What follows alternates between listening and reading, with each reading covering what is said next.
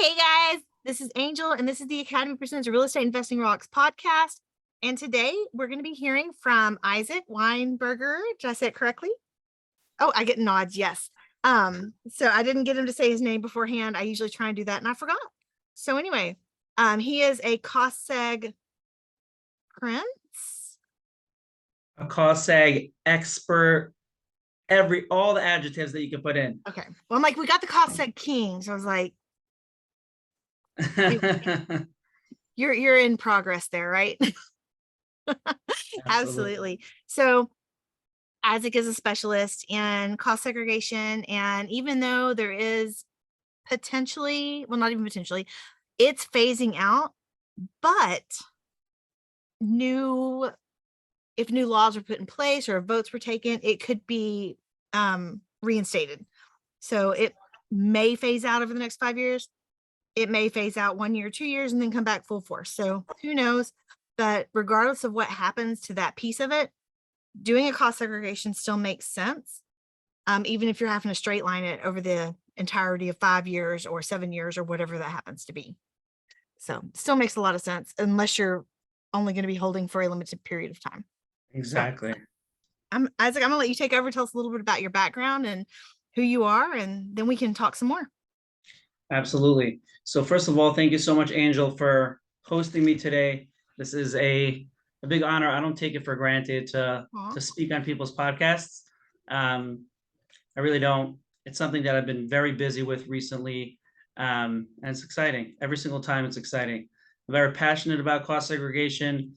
It's a very important tool in the toolbox for any single real estate person.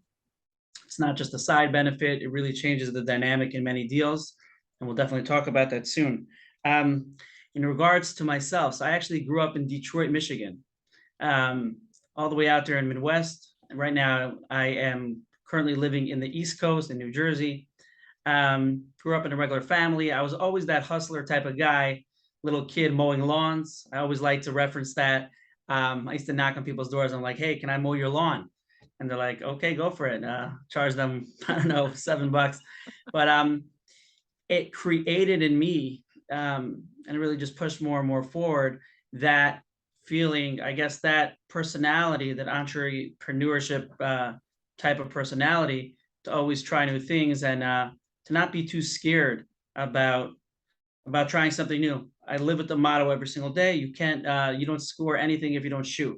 You can't score if you don't shoot. So you got to try your luck sometime.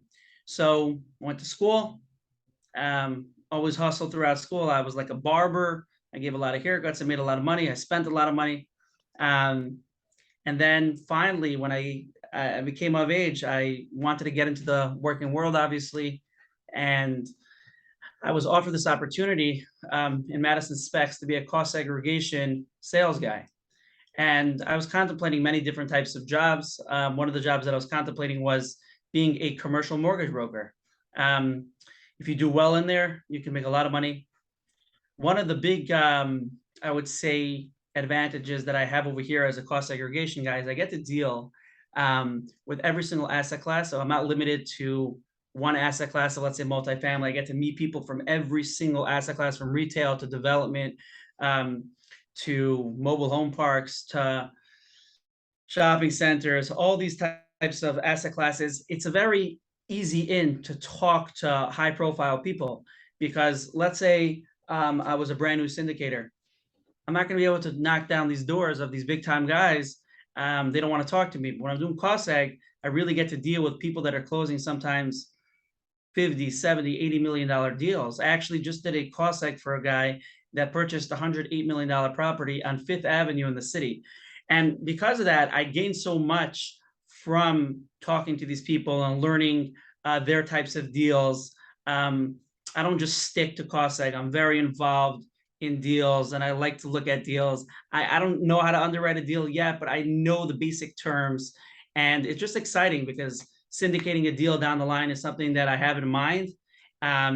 And I'll definitely have a head start when that happens. So thank God it's been a great journey over the past couple of years, and just excited for what the future will hold.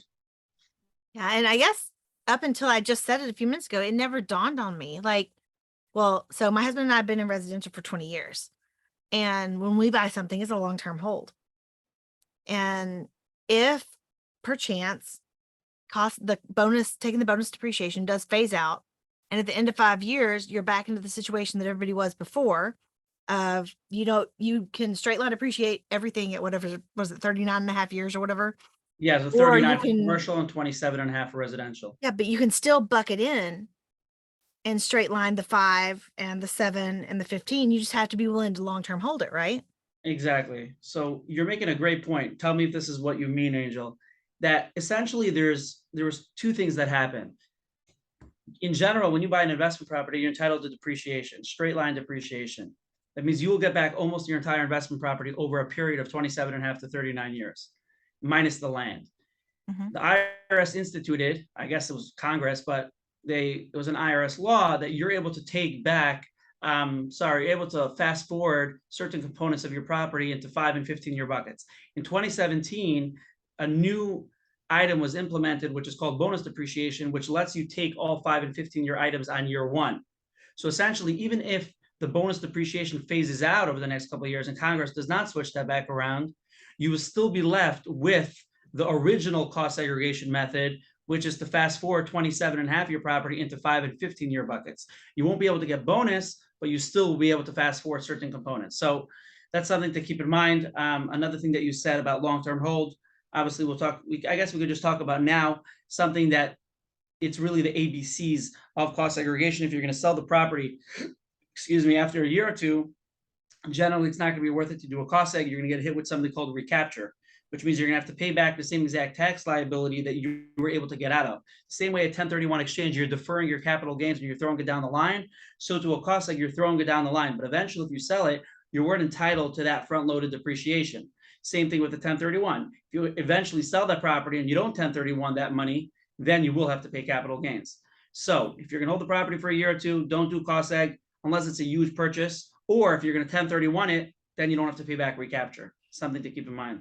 Well, and I guess so I've got two scenarios there. One is even if you're only going to keep it 18 months, if you know you're going to follow it with another doubled up, I call it doubled up, with another doubled up investment, you're going to be able to cancel the recapture anyway. Exactly. So very, very good point.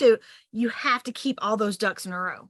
Exactly. And be constantly thinking with that forward thought, because if it sells December 1, you got to be in another deal before December 31 passes. Exactly. And so it can be super, super stressful. And then on the other hand, I'm thinking if you do go ahead and decide to hold 5, 7, 50, you decide to go ahead and hold out for that time, that's not horrible. The first time I ever heard about someone doing infinite returns in multifamily was with Sam Newell. And we have infinite returns with our residential portfolio because once none of your original money is in that investment, it's infinite returns. And so once you're at infinite, there's really no reason to sell. You just let it be a store of value and you cash out refi it when you need big chunks of change.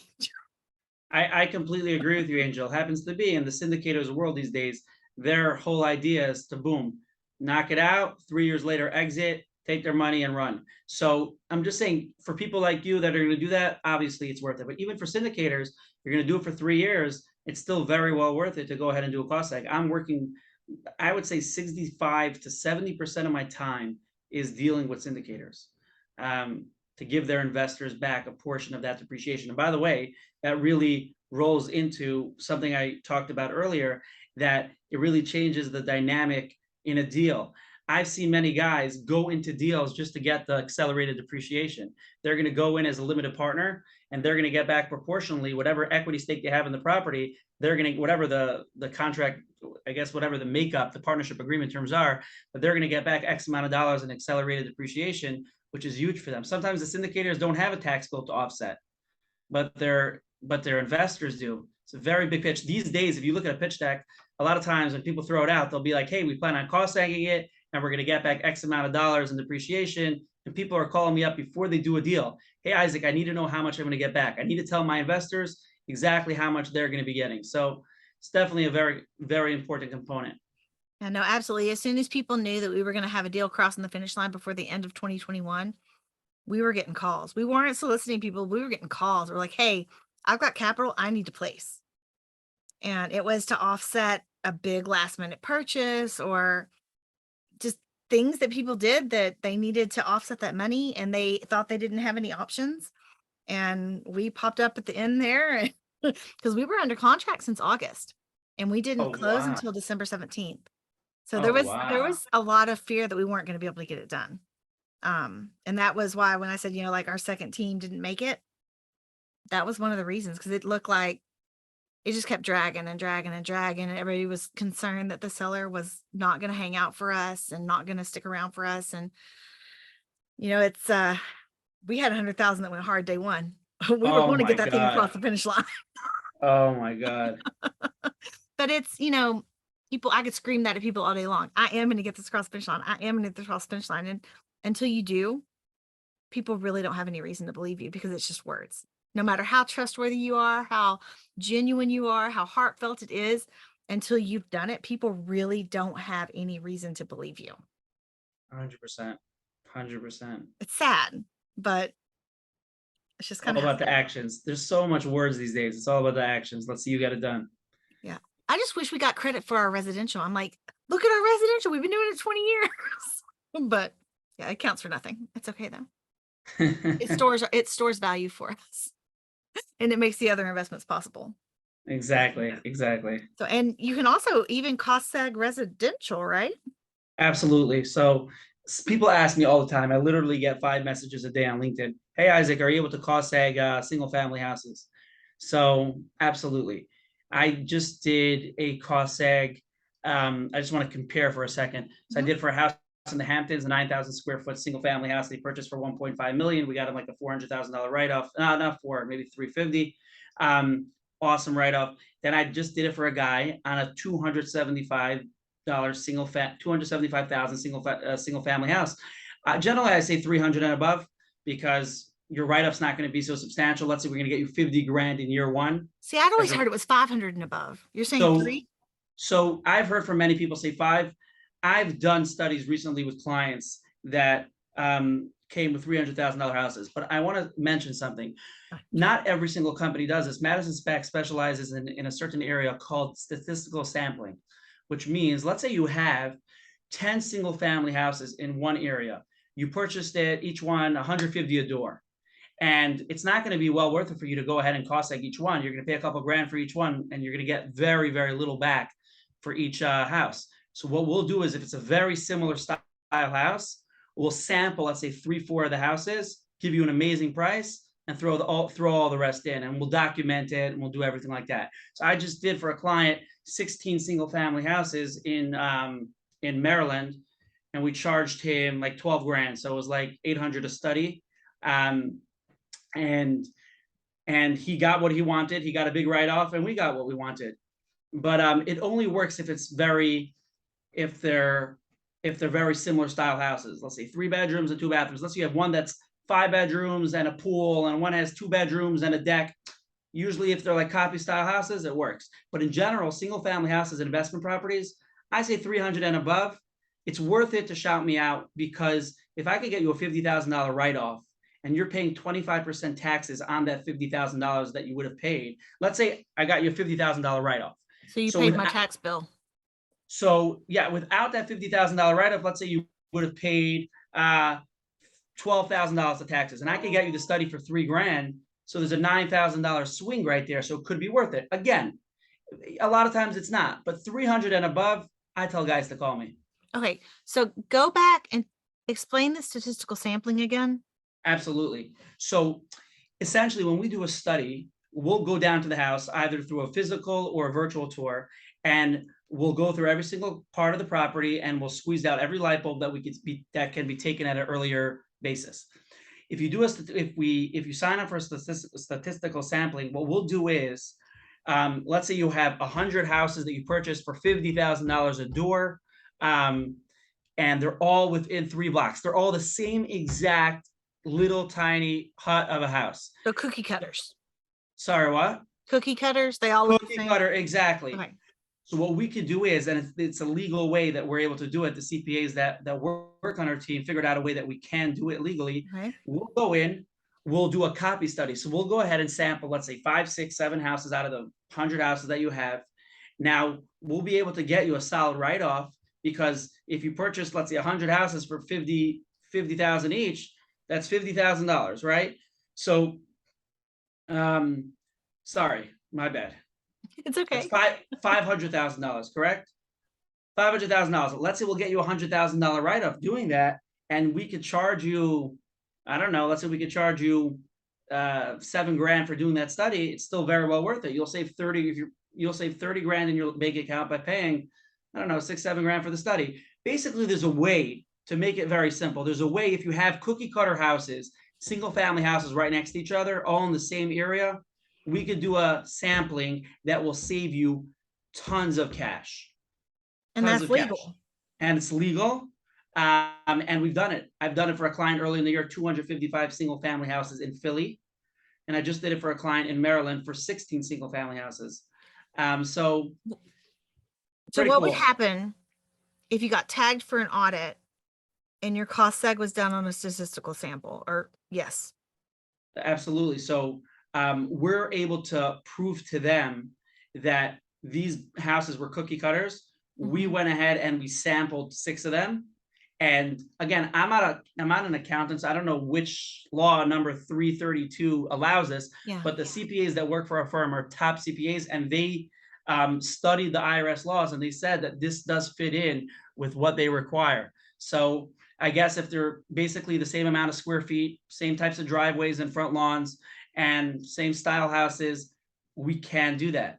So it's just like, again, it's another part of what we'll do to help out our clients. It makes it very, very, it's very beneficial for the clients, because Well, if not there's for this, definitely rules on how large the sample size has to be for it to be an accurate representation of the population. exactly, 100%. So like when we did the 255 single family houses in Philly, I think we did like maybe 15 of them. When we did the 16 single family houses, I think we did 2 of them. So obviously, I guess per amount of houses, you need this amount of studies done. Yeah, I don't remember. That was a long, long time ago, like 25 years ago when I had statistics, but I know that there is a rule. Absolutely. That's really cool though. I wouldn't have ever thought of doing it like that. So are you able to do the statistical sampling in an apartment complex as well? So not really. When it comes to multifamily properties, it's very complicated. So Okay. like, I'll tell you why also. Most times multifamily properties are not created equal. So usually they're not exactly the same. Single family houses, you find much more copycats, much more like cookie cutter type of properties. But if you have essentially the same exact multifamily property right next door to each other or a couple doors down, we'll get it done. We'll figure out a way. Yeah, that's really cool. I know. So I guess a few weekends ago, we decided we were going to do a family vacation. And literally, it's like, I don't know if it's the only family vacation we've taken as a family, but that wasn't going to visit family. But like, we decided we were going to take a vacation for our family. And so we go out to a friend of ours, short-term rental in Broken Bow, Oklahoma. And it was amazing. And we even got a private chef 2 different nights, which we'd never done. And I told my 7-year-old, I'm like, don't you dare go to school and say anything. She's like, Mama, can we have a chef? And I'm like, no, you don't go to school and say stuff like that.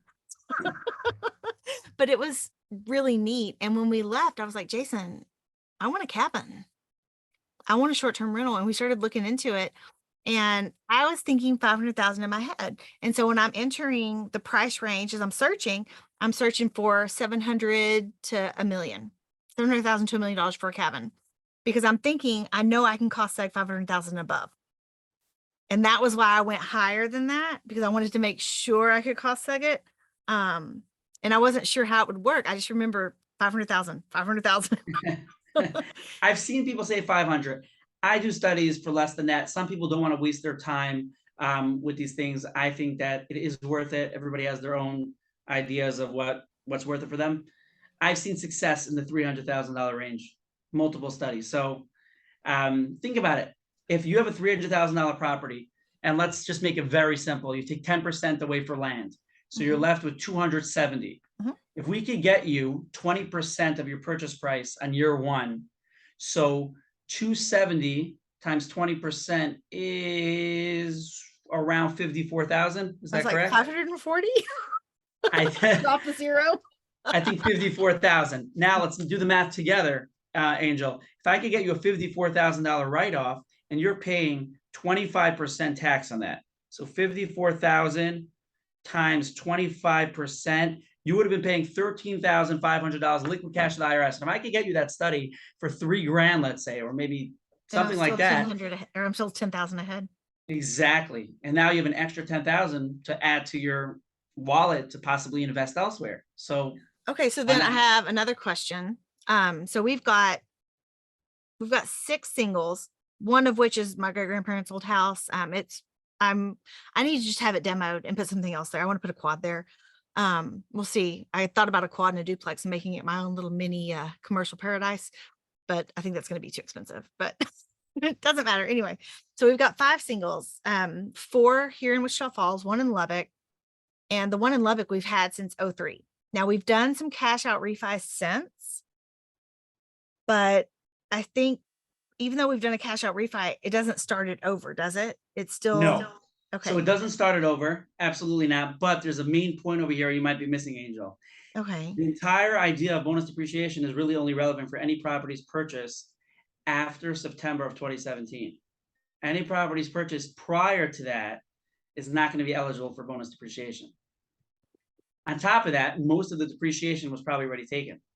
You bought a house 20 years ago, so it was probably completely depreciated out. But if you would have something that, or know somebody that purchased a property in 2018 for $350,000, it could definitely benefit them. Yeah, and I think what we picked up after 2017 was it's not that they're little, it's just that they kind of fell in our laps. We got 2 houses at 55,000 a piece. Oh wow. Yeah, well, that's not so unheard of in Texas. Yeah, I was actually just speaking to somebody on George Roberts' meetup yesterday, and he told me that he was buying something in Texas for like 35 grand. I was like, okay, good for you. Yeah, the ones that we bought, I think one was like a 1960s build and the other one was like a 1940s build, which those are kind of uncommon in Wichita Falls anyway. A lot of the builds here are 1980s and above. The reason is because a big, huge, massive tornado came through here in 1979 and took out half the town. Oh my God. Like where our personal house is right now, all of the houses in this neighborhood were taken to the slab. Oh my God. Yeah. So like our house was built, I think in 82. The apartments that we have were built in 1980. There's all of the houses in this neighborhood were built in the 80s. Because there was just a huge building thing going on in the 1980s. So even like we bought this house in 07, so I'm not eligible anyway.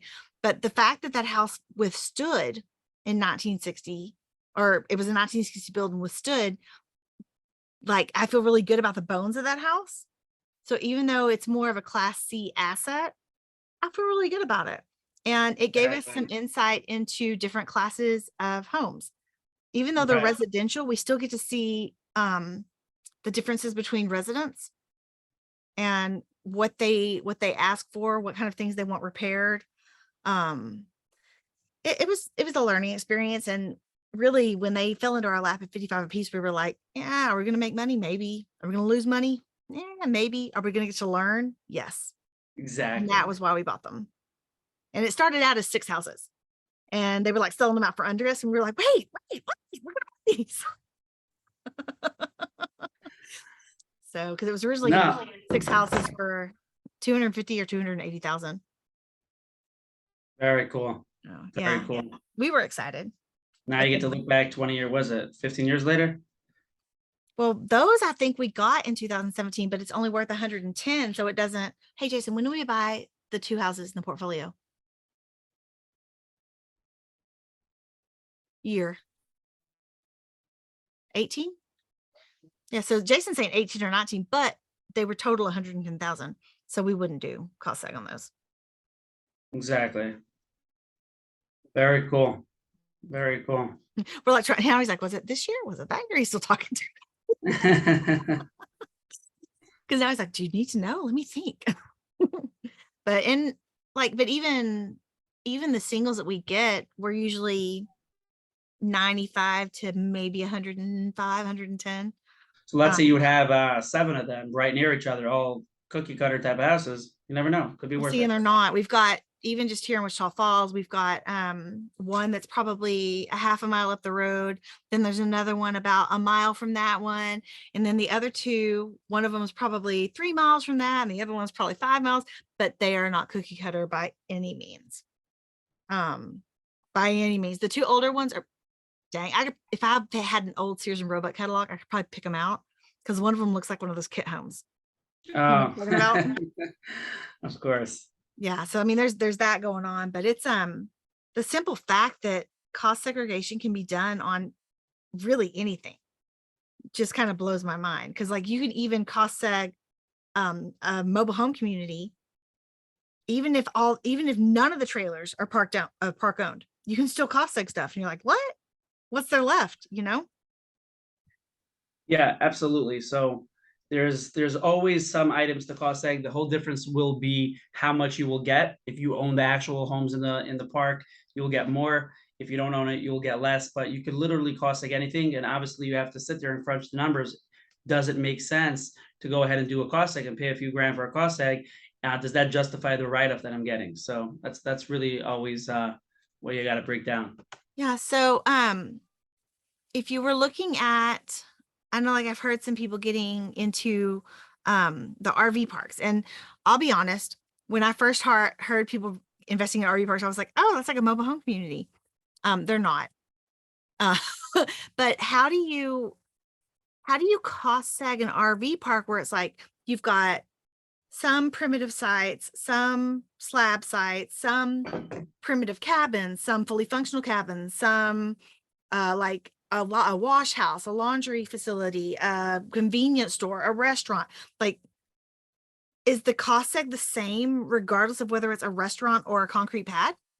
Yeah, so it's a great question. Ultimately, what our engineers will do is, based upon the information that the client gives us,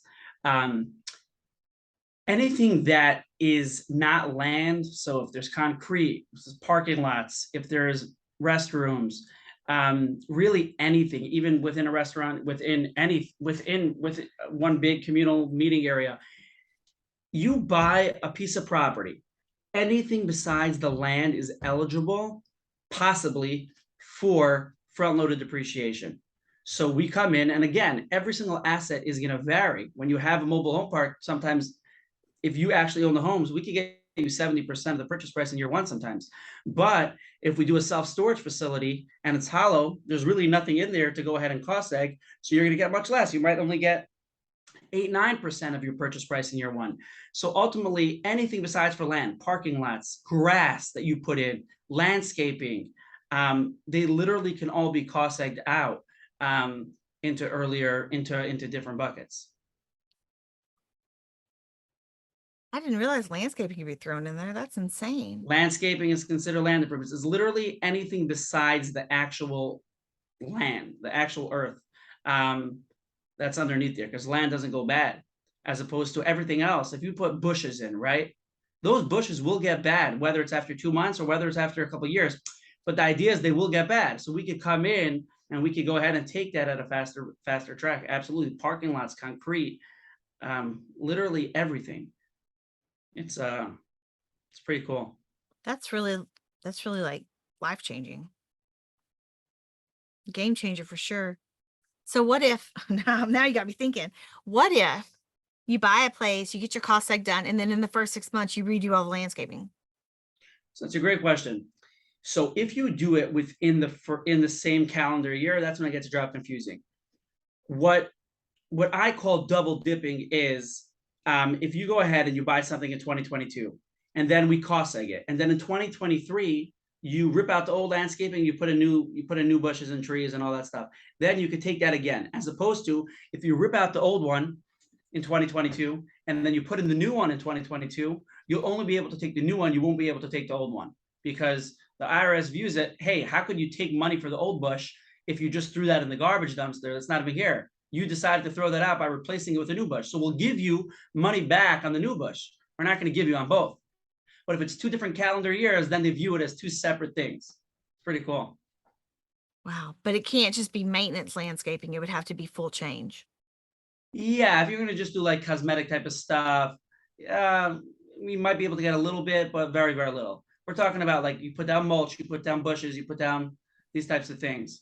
By the way, even inside the house, if you just paint the house, we can't give you too much on the painting, as opposed to when you put in new doors, door handles, light bulbs, cabinets, flooring. That's when you make the money. So then how would that work? I'm just thinking, so I get selfish on these things. I ask questions that are absolutely for me. The first one is that we just spent $40,000 in landscaping because when the big freeze came through Texas in February, it hit the complex hard. I think we lost 18 trees. So those 18 trees had to be removed. Now, it cost more to put them on a trailer and have them taken out. So they were mulched and the mulch was laid out. It wasn't just the trees though. There were trees, bushes had to be cleaned up. I mean, things had to be done. And we bought it in 21. Those things happened in 22. So, oh, sorry, cut you off, Angel. No, there's another situation after this one. I'll let you respond to this one and I'll give you the next situation. So, oh, you want me to, oh, I didn't realize that. Okay, I'll respond with this one. You'll give me the next one. So basically like this. So what people have to realize is, and sometimes they don't realize, is that your accountant will already expense those items.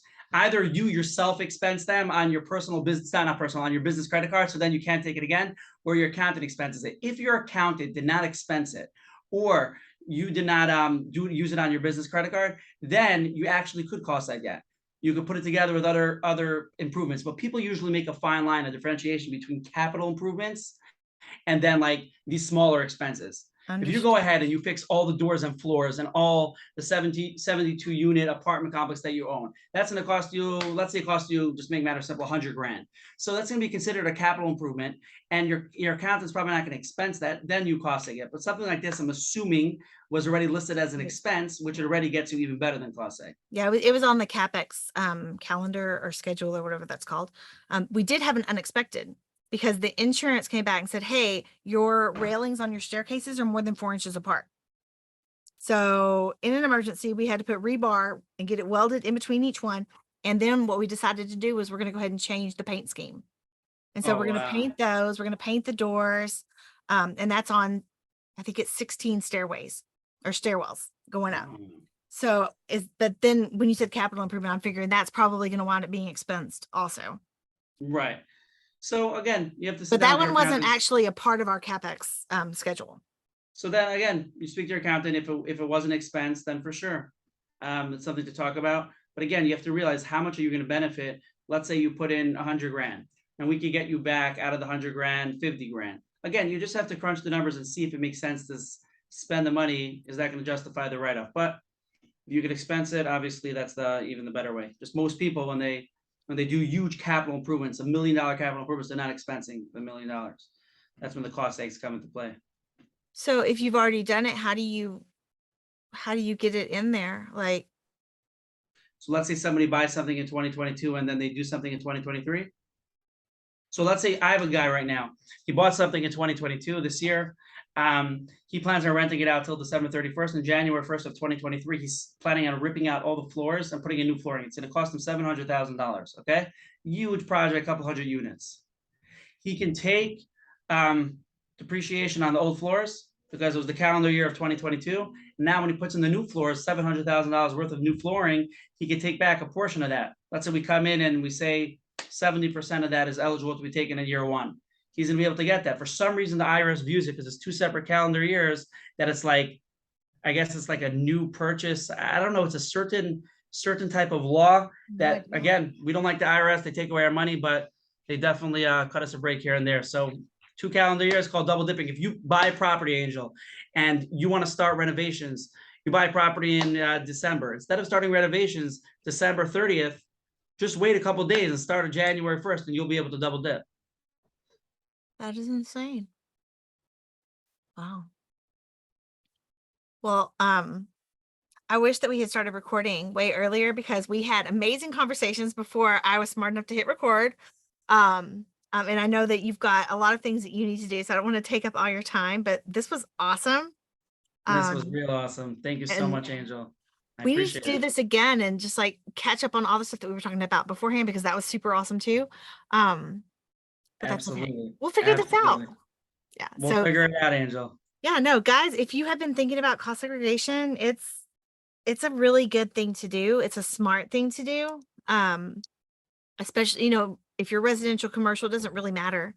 Anything you're doing, if you want to save some taxes on it, this is the way that you're going to, or one of the ways that you're going to do it. So it's a really great tool to have in your tool belt.